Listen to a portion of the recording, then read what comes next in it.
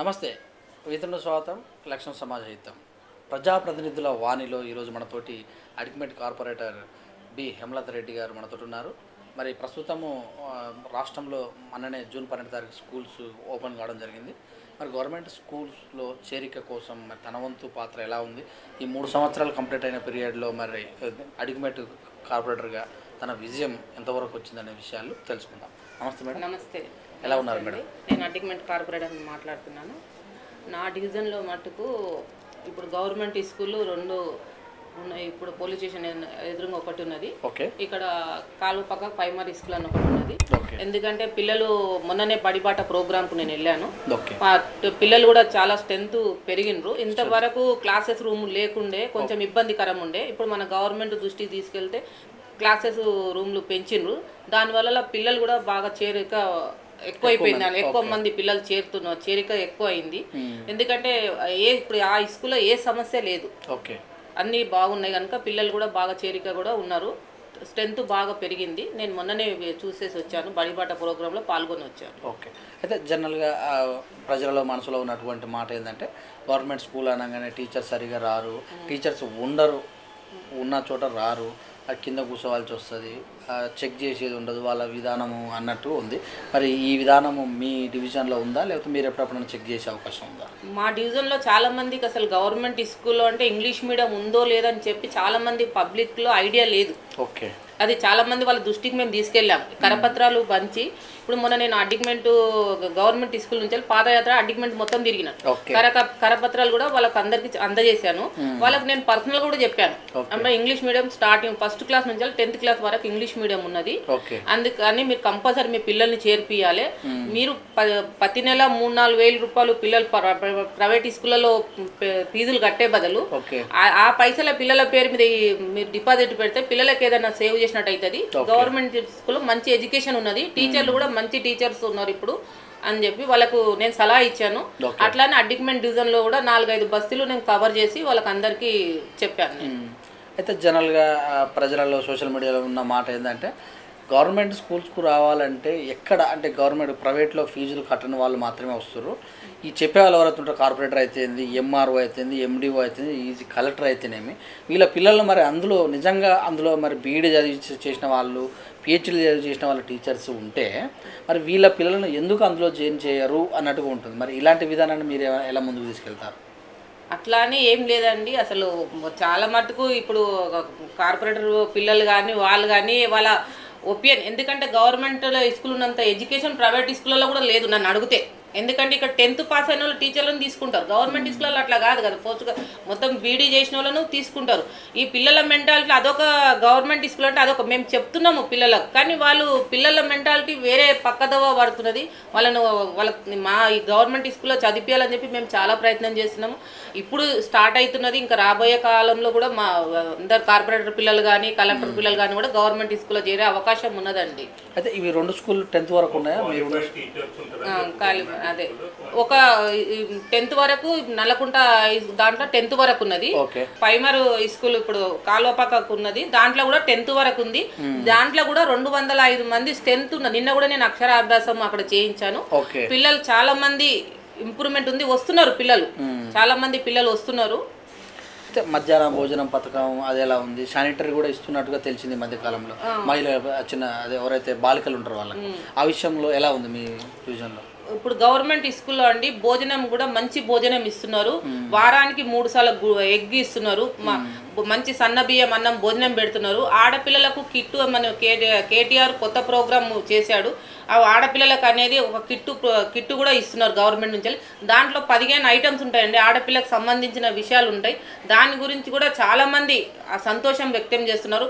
ఎందుకంటే మా గవర్నమెంట్ ఇట్లా అన్ని పట్టించుకుని ఇది చేస్తున్నది అని చెప్పి చాలామంది పిల్లలు హ్యాపీగా ఉన్నారండి. ఓకే. మొన్న జరిగినటువంటి రిజల్ట్లో మరి 2 స్కూళ్ళల్లో ఎలా వచ్చింది 10th క్లాస్ పాస్ అయిన వాళ్ళు?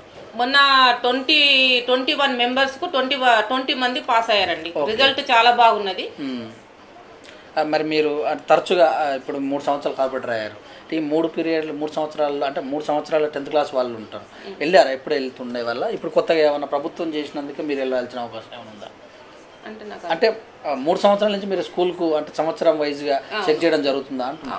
మాకు ఈ స్కూల్లో ఇప్పుడు ప్రోగ్రామ్స్ అవుతాయండి. ఈ స్కూల్ స్టార్టింగ్లో ఒకసారి పిలుస్తారు. నేను కూడా మధ్య మధ్యలో ఏదైనా ప్రోగ్రామ్ ఉంటే వెళ్తానండి, చెక్ చేస్తాను. మనకు ఇప్పుడు నా గవర్నమెంట్ స్కూల్లో అదే నాగమయ్య కుంటలో ఒక అబ్బాయికి అయితే 99% వచ్చిందండి. నా గవర్నమెంట్ స్కూల్లో చదివిన అబ్బాయికి అంత మంచి ర్యాంక్ వచ్చింది. అయితే స్పోర్ట్స్ విషయంలో అంటే ఆటల విషయంలో గ్రౌండ్స్ ఉన్నాయా మీ స్కూళ్ళలో? చాలా పెద్ద గ్రౌండ్స్ ఉన్నాయండి. ఇప్పుడు ఇక్కడ లేదు కానీ ఒక స్కూల్లో గవర్నమెంట్ స్కూల్లో అక్కడ చాలా పెద్ద గ్రౌండ్ ఉన్నది. దాన్ని కూడా కింద ఫ్లోరింగ్ గురించి ప్రయత్నం చేస్తున్నాము. మొన్ననే వాళ్ళు వెళ్ళారు, ఇట్లా ఇది కంప్యూటర్ ఒకటే ఉన్నది, కంప్యూటర్ కూడా కావాలంటే నేను ముఠా గోపాల్ అన్నకు నేను మా ఎమ్మెల్యే సాబ్కు నేను దృష్టికి తీసుకెళ్లాను. ఎమ్మెల్యే సాబ్ కూడా చెప్తే సరే మంచిదమ్మా చేద్దాము అని చెప్పి మా ఎమ్మెల్యే సాబ్ చెప్పాడు. అయితే చాలా ఏరియాలలో ప్రైవేట్ స్కూళ్ళు పుట్టగొడుగులా వస్తున్నాయి. చాలామంది శాంక్షన్ లేకుండా అంటే సరైన వసతులు లేకుండా మరి ప్లే గ్రౌండ్స్ లేకుండా కూడా నడిపిస్తున్నారు అనే కామెంట్ ఒకటి వినబడుతుంది. వీటి మీద మీరు ఎప్పుడన్నా సెర్చ్ చేశారా? ఇప్పుడు ఎట్లా ఉంటుందంటే మేము అది ఎప్పటి నుంచో ఇప్పుడు కాదండి, 30-40 ఏళ్ళ నుంచి ఇప్పుడు ప్రైవేట్ స్కూల్ చాలా సంవత్సరాల నుంచి అందుబాటులో ఇప్పుడు స్టార్టింగ్లో ఉన్నాయండి. ఇప్పుడు మేము దాని గురించి ఇప్పుడు గ్రౌండ్ లేదు అది లేదని అభ్యంతరం చేసినాం అనుకో, లోకల్ వాళ్ళు ఏమనుకుంటారంటే మా పిల్లలు ఇక్కడ చదువుకోవడం వల్ల మీరు వచ్చి అబ్జెక్షన్ చేస్తున్నారా అని చెప్పని అట్లా వ్యతిరేకం వస్తుందని చెప్పి మేము చూడనట్టు కొనుక్కోవాల్సి వస్తుందండి. నాగోల్లో మొన్న జరిగినటువంటి అంటే నాగోల్లో ఒక బాలిక 9th క్లాస్ చదువు బాలిక పైనుంచి కింద పడి చనిపోయింది, మీరు చూసే ఉంటారు, అన్ని పేపర్లో కూడా వచ్చింది. అంటే అలాంటిది ఒక సంఘటన జరిగితే ప్రజాప్రతినిధులే నిందించే అవకాశం ఉంటుంది కదా మరి ఆ విషయంలో? అవును, నిందించే అవకాశం ఉంటుంది కానీ ఇప్పుడు మా ఏరియాలో అయితే అట్లా ఏం లేదండి. అయితే ఇప్పుడు వచ్చేది రాబోయేది వర్షాకాలం ఆల్రెడీ స్టార్ట్ అయింది. అవును, మరి డ్రైనేజ్ వ్యవస్థలో ఈ 3 సంవత్సరాల్లో మీ యొక్క అడిగిమెట్లు ఎలా ఉంది? డ్రైనేజ్ సమస్య అయితే కొంచెం వరకు మేము నయం చేశామండి, ఇంకా చాలా వరకు చేసేది ఉన్నదండి. మాకు ఈ మధ్యలో ఎమ్మెల్యే ఎలక్షన్లు ఎంపీ ఎలక్షన్లు వచ్చినాయని చెప్పి కొన్ని ఫండ్స్ ఆగిపోయినాయి. ఇప్పుడు మళ్ళీ టెండర్కి వచ్చినాయి. మొన్ననే మాకు ఎమ్మెల్యే సాబ్ మీటింగ్ పెట్టాడు అధికారులతోని, అధికారుల దృష్టికి తీసుకెళ్ళాను నేను. వర్షాకాలం స్టార్ట్ అవుతుంది, డ్రైనేజ్ ప్రాబ్లమ్స్ ఉన్నాయని చెప్పాను. లేదమ్మా ఇప్పుడు ఎమ్మెల్యే ఎంపీ ఎలక్షన్లు ఉన్నాయనుక కొన్ని ఆ పనులు ఆగిపోయినాయి. ఇప్పుడు మళ్ళీ టెండర్కు పిలిచాము, తొందరలోనే పనులు స్టార్ట్ చేసి ఆ ప్రాబ్లమ్స్ లేకుండా నేను చూస్తాను. అయితే వర్షాలు పడ్డాయంటే దాదాపుగా ఎక్కడ చూసినా లోతట్టు ప్రాంతాలు జలమయమని మురుగు పొంగుతుందని ఇలాంటి విషయాల్లో మీరు జిహెచ్ఎంసీ వాళ్ళని అప్రమత్తం చేసే అవకాశం ఏమైనా ఉందా? తప్పకుండా అండి, ఇమ్మీడియట్గా మేము అధికారుల దృష్టికి తీసుకెళ్ళి ఎక్కడైతే ప్రాబ్లమ్స్ ఉంటే అక్కడ ఇమ్మీడియట్గా ప్రాబ్లమ్ సాల్వ్ చేయాలని చూస్తున్నామండి. అయితే ముందు జాగ్రత్త ఏమైనా జాగ్రత్తలు? ముందు జాగ్రత్త అంటే ఇప్పుడు వర్షం ఎప్పుడు వచ్చేదో మనకు తెలియదండి. వర్షం వస్తేనే అది డ్రైనేజీ పొంగుతుంటది, దాన్ని ఇమ్మీడియట్ గా మేము ప్రాబ్లం సాల్వ్ చేస్తామండి. ఓకే, అంటే ఇదంతా కూడా ఓల్డ్ సిటీ అంటే ఇప్పుడు ఆ ఓల్డ్ సిటీ అంటే గత 40 సంవత్సరాల కింద వేసేసిన డ్రైనేజ్ లైన్లే ఉన్నాయండి. దాన్ని కొత్తగా చేయలేదు. మేము వేసే డ్రైనేజ్ లైన్ ఎట్లా చేస్తున్నామంటే ఫస్ట్ వాటర్ లైన్, తర్వాత డ్రైనేజ్ లైన్, తర్వాత రోడ్డు, అట్లా 1 by 1 3 చేసినాం. అందుకే మాకు కొన్ని పనులు లేట్ అవుతున్నాయి. ఓకే, అయితే ఇప్పుడు ఉన్న మేజర్ ప్రాబ్లం ఏంటంటే వర్షం పడటం వల్ల తాగునీరు మురుగునీరు కలుషితమయ్యే ప్రమాదం కూడా ఉంటుంది. అట్లా అని కాకుండా కూడా డ్రైనేజ్ లైను వాటర్ లైన్ 2 పక్కన ఉండడం వలన డ్రైనేజ్ లైన్ చిన్నగా అయిపోయినాయి. ఎందుకంటే ఇప్పుడు ఇంతకుముందు వేసిన లైన్లు ఇప్పుడు 40 సంవత్సరాల కింద 20 సంవత్సరాల కింద వేసిన లైన్లు ఉన్నాయి. ఆ లైన్లు పక్క నుండి ఇప్పుడు మనకు జనాభా ఎక్కువ అయిపోయింది. 5 ఇండ్లు ఉన్న దగ్గర 15 ఇండ్లు అయిపోయినాయి. అపార్ట్మెంట్లు కట్టి పెద్ద లైన్లు వేసి రోడ్డు మీద మాత్రం మనం చిన్న లైన్లే ఉన్నాయి.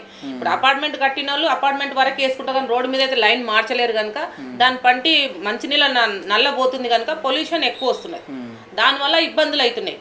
ఓకే, అయితే ఇప్పుడు మరి మీ యొక్క అడిగిమెట్ డివిజన్లో మంచినీటి కొరత ఉందా, లేకపోతే దాని వైపు ఒకవేళ ఉంటే దాన్ని ఎలా మీరు పరిష్కరించారు ఇప్పటి వరకు? మాకు కొంచెం ఉండేనండి. మాకు మొన్న ఎండాకాలంలో ఒక నెల 15 రోజులు మాత్రం ఉన్నా కానీ మేము ఒకవేళ అంటే ఈ నల్ల వచ్చేది పొద్దున వచ్చే నల్ల 2 hours లేట్ వచ్చినా కానీ కూడా మేము వెంటనే ప్రజలకు ఇబ్బంది కలగకుండా ట్యాంకర్లు అరేంజ్ చేశామండి. అయితే ఈ 3 సంవత్సరాల్లో మేజర్గా ఈ 3 సంవత్సరాలు మన ఫిబ్రవరి 11కు 3 సంవత్సరాలు కంప్లీట్ అయింది. మీ దగ్గరకు వచ్చినటువంటి సమస్యలు ఎక్కువ ఏమనిపించింది మీకు? మా ఏరియాలో అయితే డ్రైనేజ్ సమస్య ఎక్కువ ఉన్నదండి మొత్తానికి. అయితే ఇప్పుడు మీ ప్రభుత్వం కానీ కేంద్ర ప్రభుత్వం కానీ చెత్తా చెదారం దీని మీద ఎక్కువ శ్రద్ధ పెట్టింది, స్వచ్ఛ భారత్. మరి మీరు తరచుగా నెల కానీ వారం కానీ ఈ విషయంలో జిహెచ్ఎంసీ వాళ్ళకు మీరు ఏమన్నా చెప్తున్నామండి, ప్రజలలో మాత్రం తడి చెత్త పొడి చెత్త వేరు చేయాలని చెప్తున్నాము. కానీ ప్రజలు ఎంత మట్టుకంటే మేము ఎంత ట్రై చేసినా కానీ వాళ్ళు ఒక 10 చెప్తుంటే కూడా వారే మేము పొద్దున డ్యూటీకి వెళ్ళాలమ్మా అని వాళ్ళు ఏదో సాకులు చెప్తున్నారు. దాన్ని మేము ఎంతైనా దాన్ని మార్చాలనే చూస్తున్నాము. తడి చెత్త పొడి చెత్త మార్చి గవర్నమెంట్కు ఇచ్చేయాలని హెల్ప్ చేయాలని చూస్తున్నాం. కానీ అది కొంచెం ఇబ్బందికరంగా ఉన్నది. అది తొందరలోనే కూడా ప్రాబ్లం సాల్వ్ అవుతుంది అని చెప్పి చెప్తున్నాం. ప్రస్తుతం ఉన్న పరిస్థితుల్లో కాలుష్యం బాగా పెరిగిపోయింది సిటీ పరిధులలో. మరి ఇప్పుడు హరితహార కార్యక్రమం కూడా కేసీఆర్ ఏదైనా మీటింగ్ పెడితే కంపల్సరీ పుట్టినరోజు అయినా ఏ రోజైనా సరే ఒక చెట్టు నాటాలనే కార్యక్రమం. మీది సిటీలో ఆల్రెడీ అంత కాంక్రీట్ జంగిల్.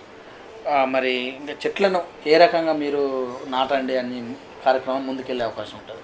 మా దగ్గర అయితే ఖాళీ ప్లేస్ ఎక్కడ ఉన్నా కానీ రోడ్ వైండ్ స్టార్టింగ్ ఎక్కడ ప్లేస్ ఉన్నా కానీ కూడా అక్కడ కూడా చెట్లు తీసుకుపోయి కనీసం ఫ్లవర్ చెట్లన్నా మామిడి చెట్లన్నా జామ చెట్లన్నా ఏదన్నా పెద్ద పెద్ద చెట్లు కాకుండా చిన్న చిన్న చెట్లైనా మేము గల్లీలో ఎక్కడ ప్లేస్ ఉన్నా కానీ అక్కడ పోయి హరితహార ప్రోగ్రామ్ చేసి అక్కడ చెట్లు నాటేసి వస్తున్నాం మేము మొత్తానికి. ఓకే. అయితే మరి ఇప్పుడు ఇంకేమన్నా స్పెషల్గా మీరు సొంతంగా ఏమన్నా సోషల్ వర్కర్స్ ఏమైనా చేస్తుంటారా ప్రజల కోసం, కార్పొరేటర్ కాకుండా ఇంకా స్పెషల్గా ఏమన్నా అలాంటివి ఆలోచన? అలాంటిది ఏం లేదండి. ఉన్న ప్రాబ్లమ్స్ ప్రజలకు ఏ ప్రాబ్లమ్స్ రావద్దని ఆలోచన తప్పితే ఇంకా వేరేది ఏం లేదు. ప్రజలు ఎక్కువ అంటే మీరు ఏ సమయంలో వాళ్ళకి సమయం ఇస్తున్నారు? నేనైతే ఎక్కడ ప్రాబ్లం ఉందంటే అక్కడ వెళ్తానండి. ఆఫీస్లో మాత్రము ఇద్దరం వెళ్తాము. మా హస్బెండ్ గారు ఎక్కువ ఉంటాడు. ఓకే. ఇప్పుడు మరి రాబోయేది బోనాల సీజన్ ఆల్రెడీ స్టార్ట్ అయింది. మరి మేము ఉన్నటువంటి టెంపుల్స్ ముస్తాబ్ ఎలా ఉంది?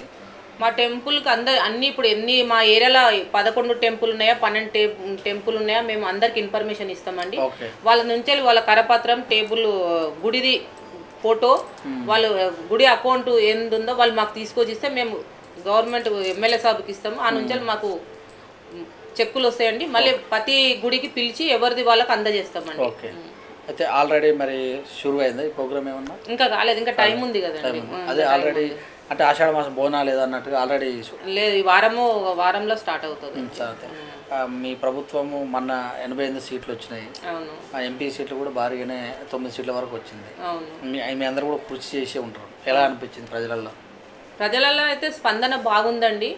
ఎక్కడ పోయినా కూడా కేసీఆర్కు చేయకపోతే మేము ఎవరికి చేస్తాము అని అంటే అంటున్నారు. ఎందుకంటే మాకు ఈ కరెంట్ ఒకటి అంటే ప్రజలలో ఇప్పుడు ఏ సమస్య లేదండి. పేదవాళ్ళు ఎందుకంటే చాలా ముసలి వాళ్ళు హ్యాపీగా ఉన్నారు. 200 రూపాయలు ఎక్కడమ్మా, 1000 రూపాయలు ఎక్కడ, మళ్ళీ ఇప్పుడు 2000 రూపాయలు పింఛన్ చేస్తున్నాడు. ఆ దొరకు వేయకపోతే ఇంకెవరికి వేస్తాము? మా కొడుకు అసంటే ఒక 10 రూపాయలు ఇవ్వమంటే కూడా ఇట్లా ఇయ్యలేకపోతున్నాడు.